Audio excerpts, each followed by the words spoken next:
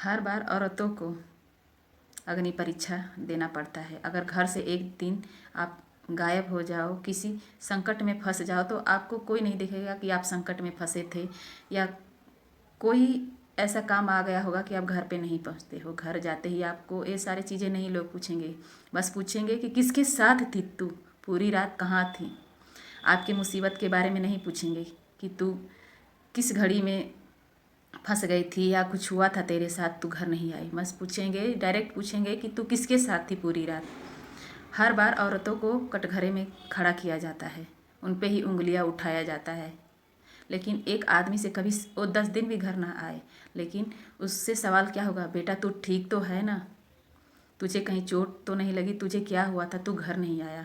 लेकिन एक बहू या बेटी बाहर चली जाए, बस उसके साथ सवालों का बौछार लोग कर देते हैं कि तू किसके साथ थी। ये बात लड़के के साथ नहीं किया जाता, हर बार लड़की को ही कटघरे में औरत को किया जाता है। अग्नि परीक्षा सिर्फ औरतें क्यों दें, सिर्फ औरतें क्यों दें, हर बार औरत ही क्यों दे, लड़के नहीं दे सकते, जेम्स नहीं दे सकते। अगर ये बातें सीता माता उस समय जवाब दिया होता तो आज हर बार औरत को कटघरे में और अग्नि परीक्षा नहीं देना पड़ता। अगर उस समय सीता माता ने आवाज़ उठाया होता तो आज ये सारी चीज़ें होते ही नहीं।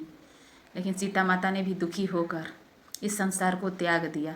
लेकिन इस त्याग और इस बलिदान को कोई नहीं समझता कि सीता माता ने कितनी बड़ी बलिदान दी, अपने घर परिवार को त्याग कर, अपने बच्चों को त्याग कर, इस संसार की झूठी सवालों से तंग होकर वो संसार को त्याग दिए। लेकिन वो चीज़ आज हर जनानी झेलती है, हर लड़की झेलती है।